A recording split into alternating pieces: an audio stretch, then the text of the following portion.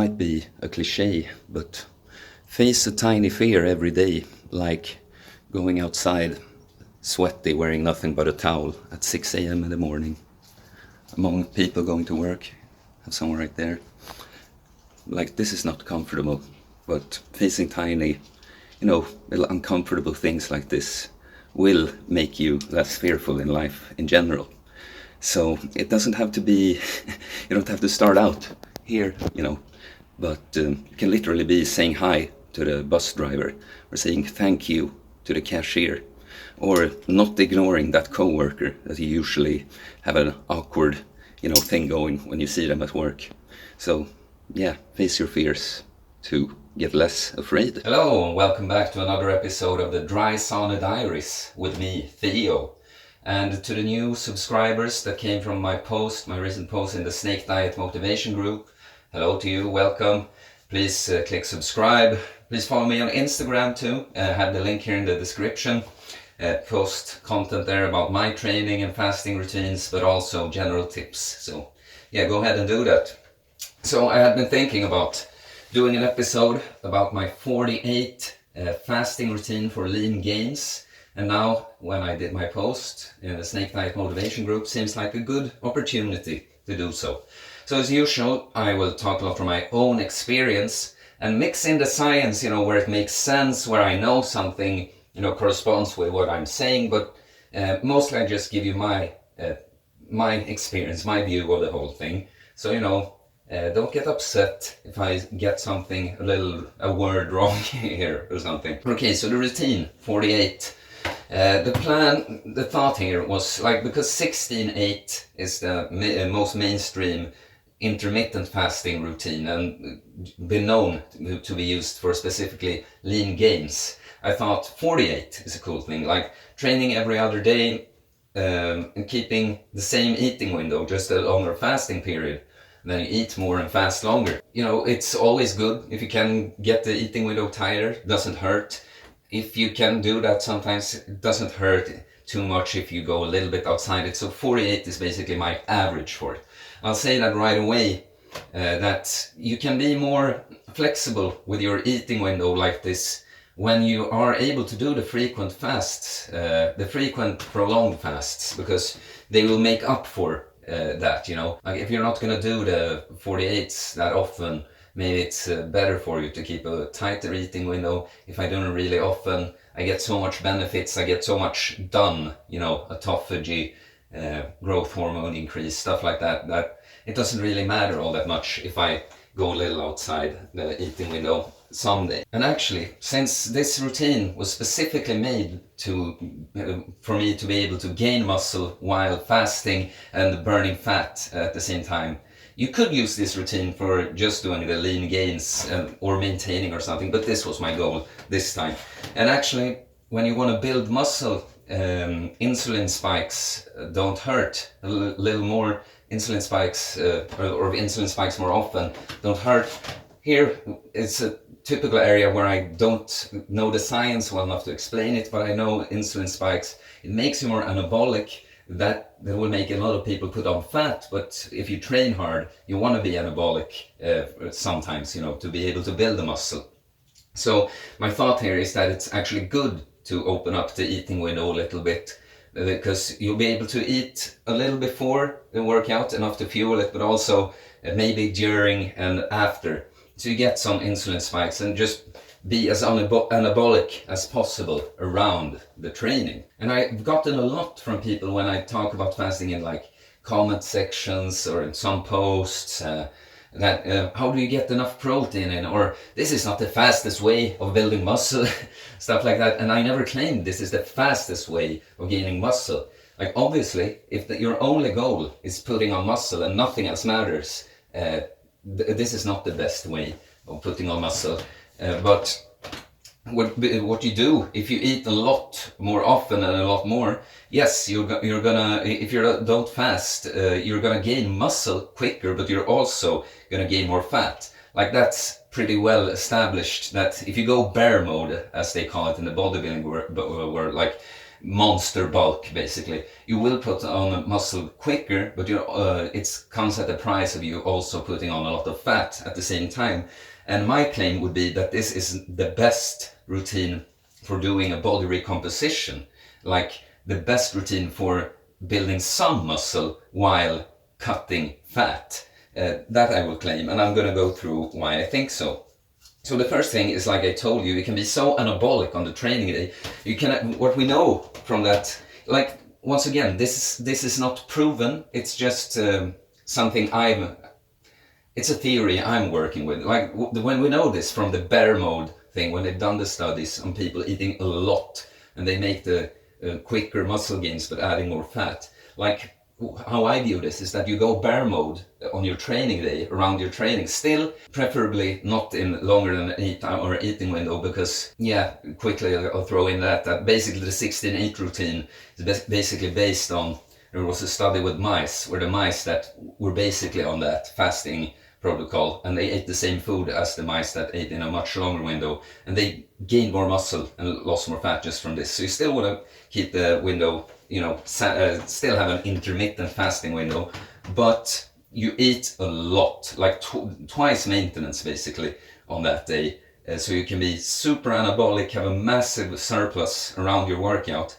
and then you fast for 40 hours. And the fasting period will give you the health benefits, like it will burn fat, of course, it will control your fat, control your insulin sensitivity. So we gave us these extra spikes around the workout to be more anabolic, but the fasting period will keep your insulin sensitivity under control, so you don't go get diabetes type 2 or something, which you probably wouldn't if you have a clean diet anyways, but Apart from the burning fat and insulin sensitivity, you get the health benefits like autophagy, the rinsing out of the shitty cells, and increased growth hormone. And this, I think, it's once again just a theory I'm working with, but if you give yourself these frequent spikes in growth hormone, and always right before you break the fast and go training, it kind of feels like it must make you more anabolic long term, right? And just from personal experience, like the kick I get, I always bring this up. When you fast and do cold showers and train and stuff like that,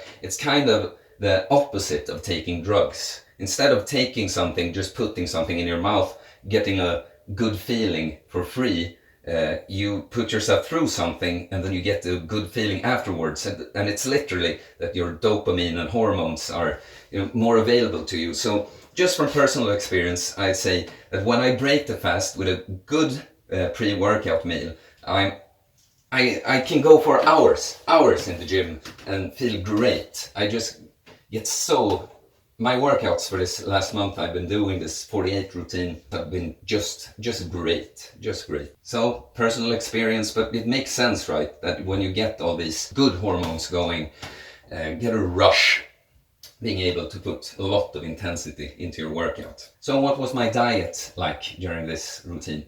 Well, my daily maintenance calories are around 3,000. I know that if I eat 3,000 calories, I can make some gains while basically not putting on any fat. This was, I wanted to cut fat at the same time. The goal was to end up somewhere around 5,000 to 6,000 calories on my eating day. So most of the time this looked like me having a lean meal of about 1,000 to 2,000 calories before my workout, depending on how close to the workout I eat, because you don't want to have a gut full of food when you train. That's a nice thing with this routine too. You can always be kind of light, not have a lot in your gut when you work out, so that's nice. Now, when my meal then is something I eat a lot. If you follow me on Instagram, you've seen that, is kefir with some protein powder. Yes, I do still eat some protein powder, but I would say you don't need it, and there's some crap in them. Some are better than others, but just saying it's one of the worst things in my diet in that way. Maybe I'll phase it out eventually. But so I have some kefir with the protein powder and berries, and then some oats. With that I can usually get the 1,000-calorie meal. So sometimes that's enough. Sometimes I don't even have that. Sometimes I'll have some potatoes and chicken, for instance. Could be some potatoes and eggs. But basically here, for my pre-workout meal, I'm not scared of fat, but I'm trying to keep it a bit down, since it can slow down the breakdown of carbs into muscle glycogen. So I would say about 40% calories from carbs, 40% calories from protein, and 20% from fat. And after my workout, I might have something during the workout, like I bring something like actual food to the gym, have a protein bar or something, because it's, easy, available. But then afterwards I have like a kilo of red meat, eggs, fish, nuts, just stuff like that. I don't eat traditional meals in that way. So, it's better for me to just list some foods. I don't think too much about how much I get from what. My diet is like animal based. I'm not full carnivore.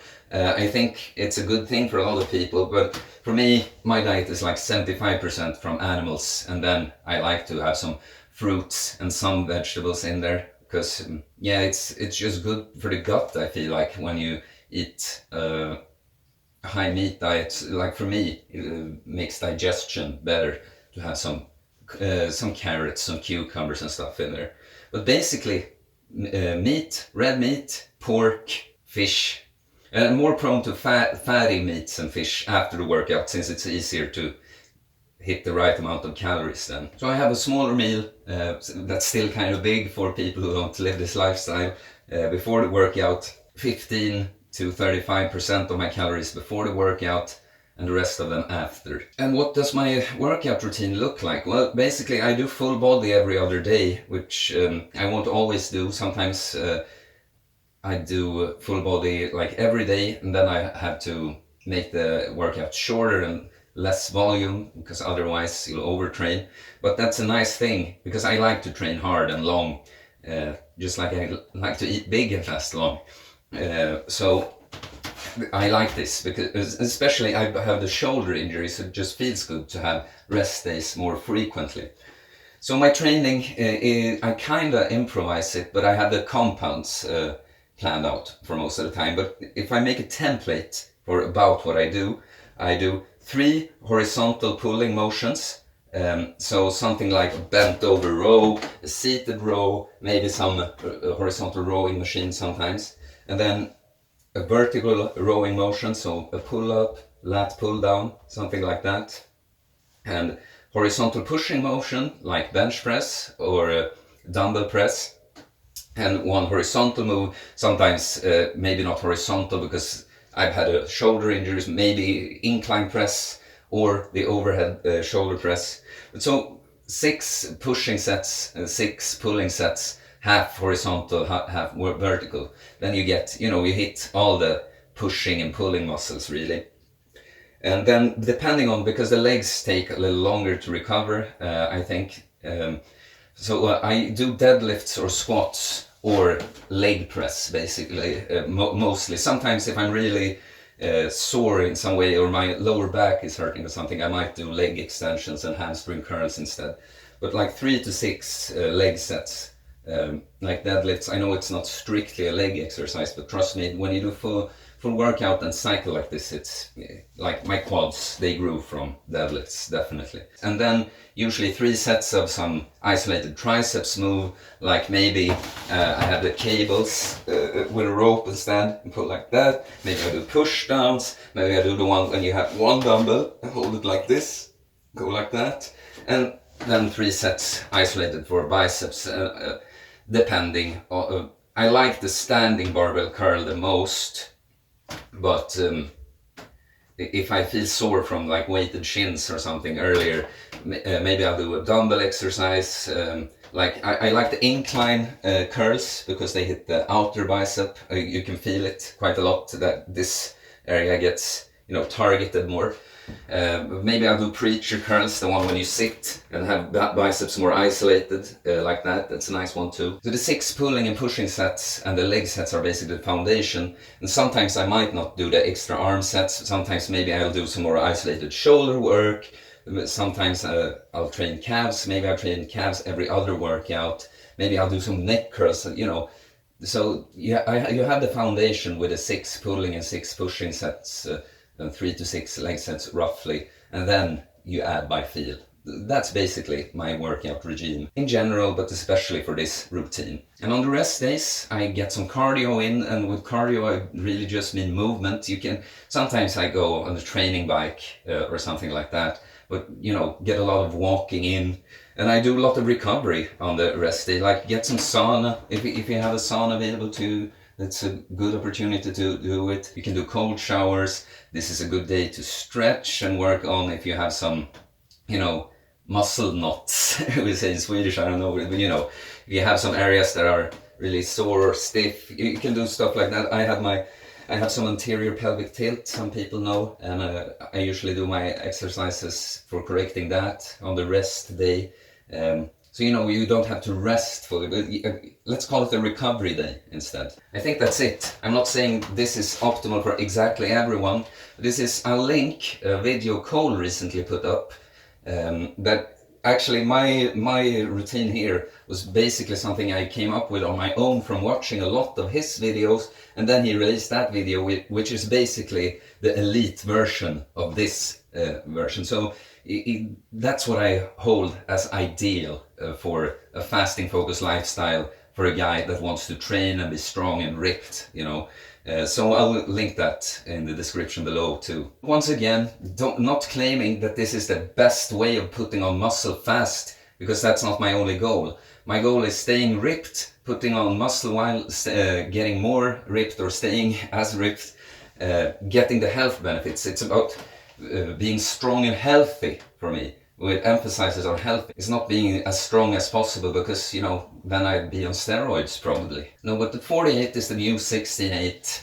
It's just awesome. It's incredible. I'm amazed that this hasn't gotten more mainstream among bodybuilders. And just quickly, before we go through the changes, I can say I'll probably put the before and after picture up here. Like, you can see, I think it's pretty obvious that it looks like a normal version versus a full HD version here. Like you can see in the lower ab area, I definitely lost a lot of fat there. You can see the love handles are way smaller, just looks a little bit more shredded in the lower area. And I know maybe it's easier for me to see because I had my shoulder injury. I couldn't do a lot of pressing for a while, and I know my bench press and shoulders, like chest and shoulders took a hit there. So if you look closely, I just know that I made progress in shoulder and chest exercises, so it's easy for me to notice that, yeah, they've actually grown a bit. And then you can see the quads. I PR'd on deadlift during this routine, hit 190 kilos, so pretty confident that I'm going to reach my goal, pulling 200 kilos within a year, the first year of ever deadlifting. So pretty pumped for that, gonna keep working for that. No, but that's the main results I can see. I've been adding, I started out with I've been working on my chin up 1 rep max. I started out this routine having my 1 rep max being adding 40 kilos to my body weight. My body weight is about 74 or 75 kilos. And now I'm at like 46, 47 kilos, add an extra weight.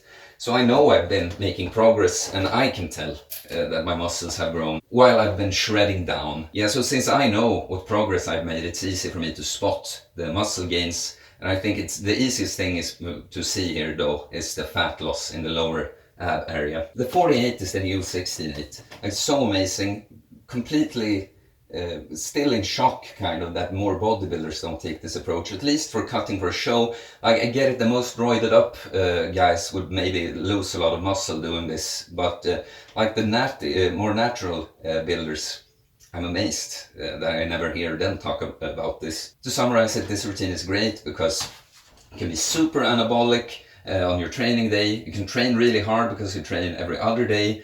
You can be on a massive surplus on your training day, maybe get that bear bulking effect just on a day, but then you cut down on the fasting period and get the great health benefits as well. I'm just gonna say about the things I eat. I think everyone should fast. I don't think everyone should eat exactly the same. And for me, it just works well with a mostly meat and animal-based diet with some fruits in there. And milk products, for instance, they've always worked well for me. I always feel great with milk products and dairy products. And I know that's not the case for everyone. So, make some adjustments if you have to there. It's not super important. The most important thing is training hard, choosing whatever you eat, choosing a good source to get it organic if possible, stuff like that. Train hard, fast long. That's the key. So since this was a video about lean gains, I'll just do a little posing routine here in the end. If I can get this shirt off. I am a little sweaty here again. This was hard. Yeah. So I can see how well the camera can see me now. But yeah, so doing a little posing here, yeah, I don't know. Like I said, I can't see how well you see it. But yeah, like and subscribe for more content about training, building muscle, losing fat, getting ripped, working on yourself, mental health, self-development. We have the 3-day fasting challenge going. It'll start on the 29th of November. So I'll link that video here in the end. So please take part in that. You can DM me on Instagram or Facebook if you're interested in taking part. Yeah, I think that's it. See ya.